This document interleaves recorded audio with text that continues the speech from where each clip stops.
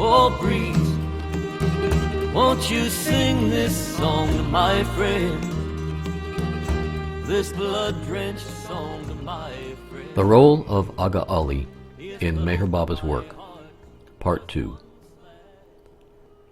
Only 1 week after Meredith Starr's arrival at Toka, on July 7, 1928, Agha Ali's father appeared, once again threatening to remove his son from the school. Pacified at first by his visit there, he returned to Bombay, only to return in August, once again demanding that his son be returned to him.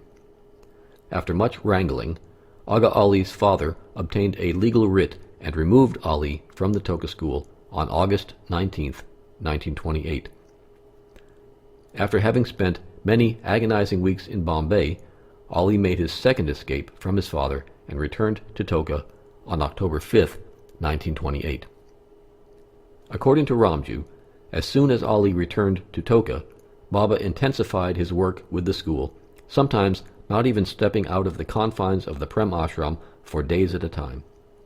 Ali's father did not return this time for over 6 weeks.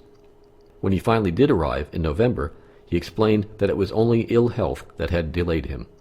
He took Ali away again for the 3rd time, and within 20 days after Ali's departure, Baba had once again moved the school from Toka back to Meherabad. Ali again, for the 3rd time, escaped from Bombay and made his way back, this time to Meherabad, where the ashram had been relocated. Ali's father, apparently exhausted from the chase, gave a fresh promise to leave Ali in the ashram. As already related, Meredith Starr had departed for England on January 2, 1929. Soon after Starr's departure, Baba began dropping hints that he planned to close down the Meher Ashram school, beginning to dismantle the school affairs by the 12th of January. Ali's father came to claim him on the 13th of January. Many of the main operations of the school were then closed, although both the Meher and Prem ashrams continued to function on a smaller scale, and Baba left on a walking tour on January 19th. This is the point at which the Sobs and Throbs account of Agha Ali's relationship with Meher Baba comes to a close. The tale continues, however, with Ali traveling with Baba in Persia on 2 separate trips and then accompanying Baba on his first trip to the west. We pick up the next thread of the story in the pages of Lord Meher. Even though the main part of the Meher and Prem Ashram schools were closed by the 13th of January, the schools continued to function, though with fewer boys. Agha Ali escaped from his father once again, this the 4th escape, and this time his father again gave permission for Ali to stay at Meherabad.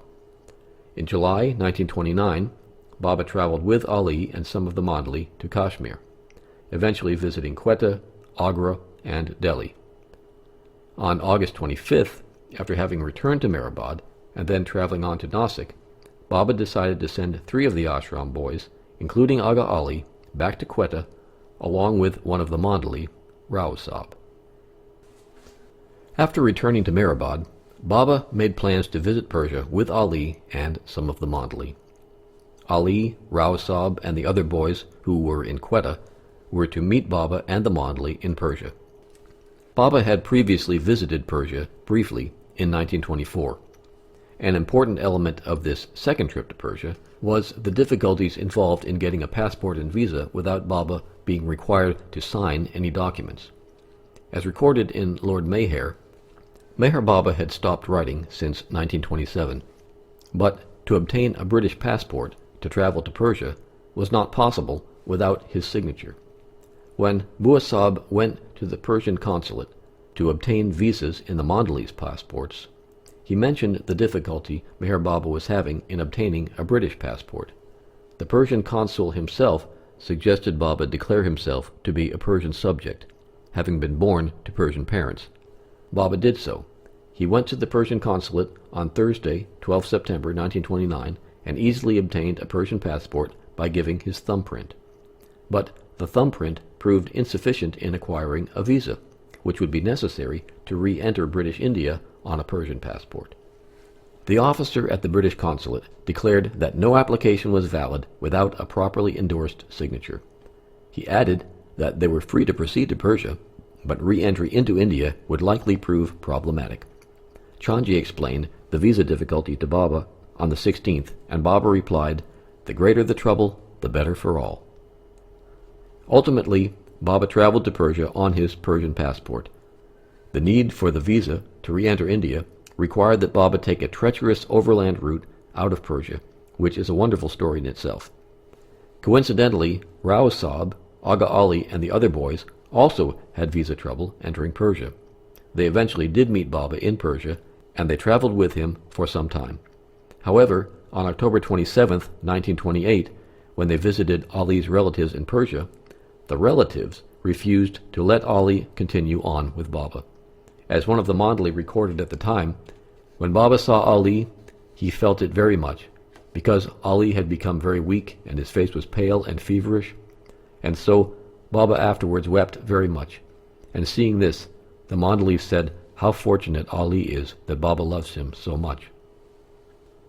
Baba returned to India without Ali, and once again went through a tug-of-war with Ali's family over his return from Persia. For a period of many months, Baba alternated between two methods to deal with Ali's absence.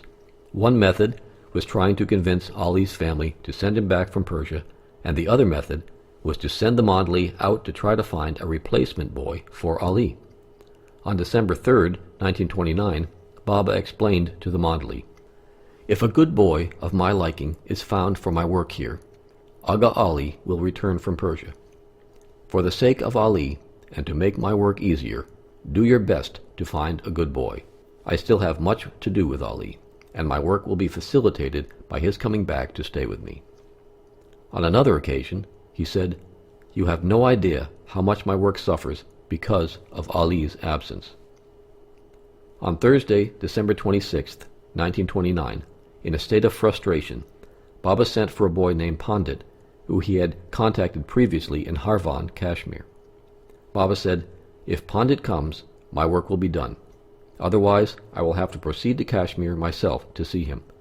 Pandit is the link, and by my holding fast to this link, Agha Ali will be able to return from Persia."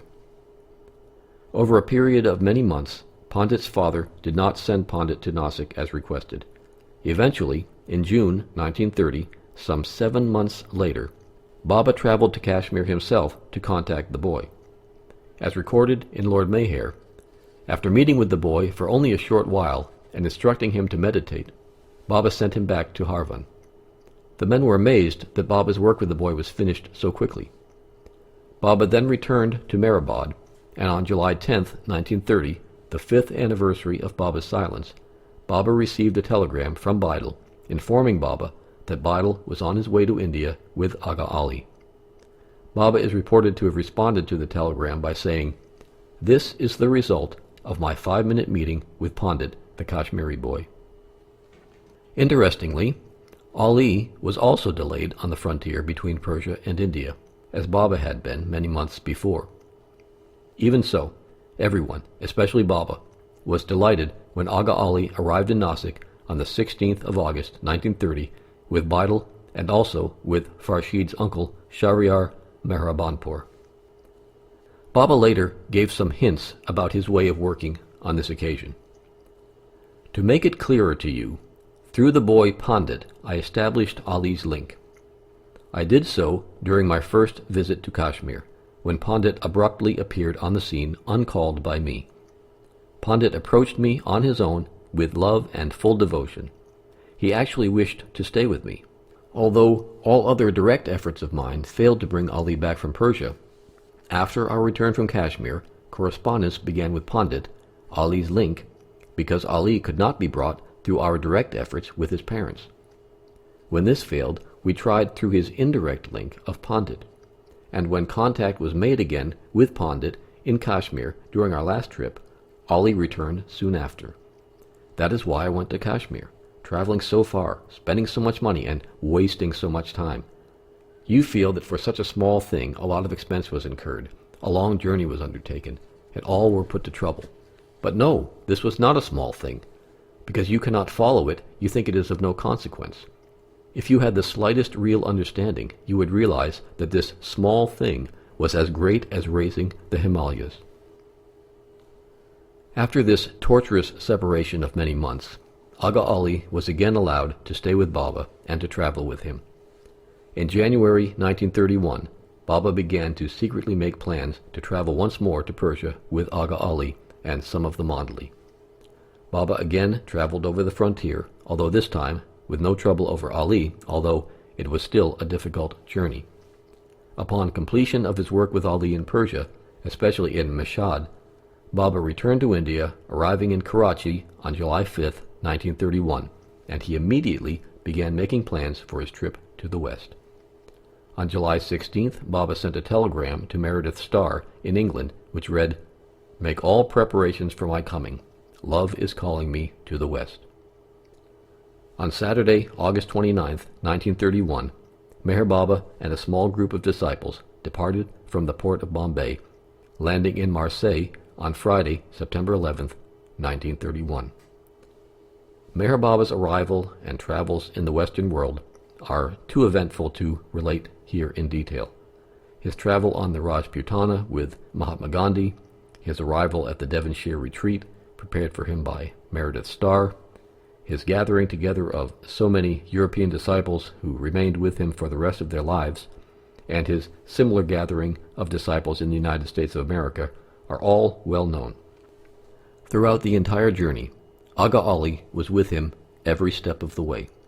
In fact, only 3 disciples traveled with him on this first trip to the West: Rustam, Chanji, and the Prem Ashram student Agha Ali, who, in 1928, Meher Baba had called the link through whom newcomers will also get the light of love.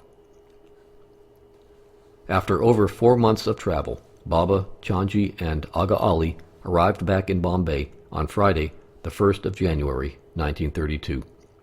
Only 5 days after arriving back in India, Agha Ali was sent to Persia to arrange for lands and properties for retreats there. After the work in Persia was completed, Agha Ali was instructed to return to Bombay and remain there with his father until Baba called him. Chanji accompanied Ali to Karachi and returned to Bombay 10 days later. Baba did not see Ali again until almost a year later. On Sunday, December 31st, 1932, Ali visited Baba at Meherabad. Baba greeted him lovingly and again instructed him to stay with his father in Bombay. The next and last recorded meeting between Agha Ali and Meher Baba was on March 3, 1935, at Meherabad. According to Lord Meher, Agha Ali again expressed his desire to remain with Baba, who prevailed upon the youth to return to Bombay and sent him home. This is the last recorded information available concerning Agha Ali, the great Ali, who played such a pivotal role in Meher Baba's early work at Meherabad and his advent in the Western world. I asked Farshid Namaranian if he had ever heard anything about Agha Ali's later life, and he reported some things that Esfandiar Vasali had told him about Ali. When Baba said, "Go be with your father," he stayed there. As he grew up, his father married him in 2 places with 2 women.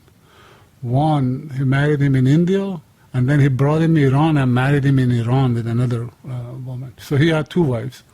And then he had some children, from what this finder said. So basically the father bound him to the world, so he cannot run away and go to stay with Baba. So that was the last account of Ali that Esfandiar remembered. Because his father was a merchant, I guess. He would travel from Iran to India, and sometimes in India, sometimes in Iran. So Ali would do the same thing with his father, so he became like a merchant in his life. Now what happened eventually, I think he got bound to the world, that's what Esfandiar said, and he didn't go back to Baba anymore. So it seems that Ali drifted away from Baba after Baba's work with him was done. Meredith Starr also drifted away from Baba after Baba's initial trips to the West were completed. This examination of Meher Baba's work with the Muslim boy Agha Ali has raised many more questions than it has answered. How did the Meher and Prem Ashram boys help Meher Baba to prepare Meherabad and his precious samadhi for the massive influx of souls who were destined to follow in their footsteps. Why was Agha Ali such an important link through whom newcomers would get the light of love, as Baba said? How did Meher Baba's work with Ali relate to Rustam's trip to the West and his contact with Meredith Starr and the British mystical poet John Caldwell Johnston? What was Ali's relationship, if any, to the spiritual cable between the East and the West, of which Johnston spoke to Rustam? What was the essential work that Meher Baba had to do with Ali in Persia before embarking on his mission to the West, work that he devoted over 1 year to accomplishing, from August 1929 to August 1930? How was the Kashmiri boy Pandit able to help Baba accomplish Ali's return from Persia so Baba could complete his work, a work that was as great as raising the Himalayas, according to Meher Baba? How could two men, Meredith Starr and Agha Ali, both of whom had been so intensely involved in Meher Baba's work, simply drift away from him after Baba had established his connections in the West? Did Baba place them under a veil while they continued to work for him unconsciously? Did they continue to carry with them a sort of wireless radio connection that affected all those they met, as Johnston said to Rustam when they met in England? What was their connection to Meher Baba after this work was completed? Although there is something thrilling about uncovering these various threads and connections in Meher Baba's work, unless some future avatar reveals the mystery behind these events, the world will likely never know the answer to these questions. Such is the marvel and the mystery of Meher Baba's universal work. Oh, breeze, won't you sing this song to my friend? This blood-drenched song to my friend. He has cut open my heart. It is interesting to see the way that Meher Baba worked with Agha Ali, but what does that mean for me, for the average person? Is there anything about Meher Baba's work with Agha Ali that can help me to follow Meher Baba in my daily life? Of course, any reflections on Meher Baba's work are purely speculative, but for me, there are several things about Meher Baba's work that stand out. For one thing, Baba always accepted the world as it is. He always seemed to work with Maya, never against it. He accepted the ebb and flow of life's currents and went with them, while at the same time always asserting the truth of his own vision of his work, and of his mission. Secondly, seeing the way that Baba worked with Ali, it's easy to see that he used Ali's love and surrenderance to him as a medium for his work. The more I think about it, it seems evident that he worked in the same way with the musts that were so important to him, and also with his beloved Mera, and with his Mandali.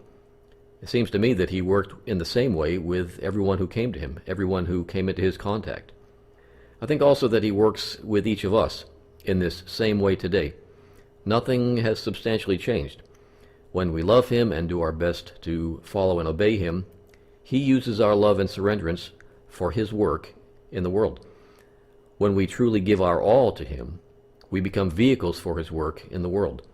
As John Caldwell Johnston said to Rustam, it's as if without our knowledge we're carrying a sort of wireless radio connection to Baba that affects all those that we meet.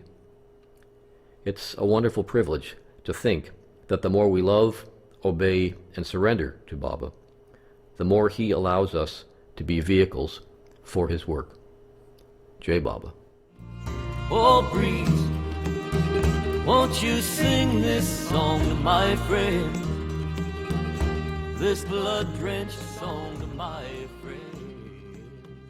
He has cut open my heart.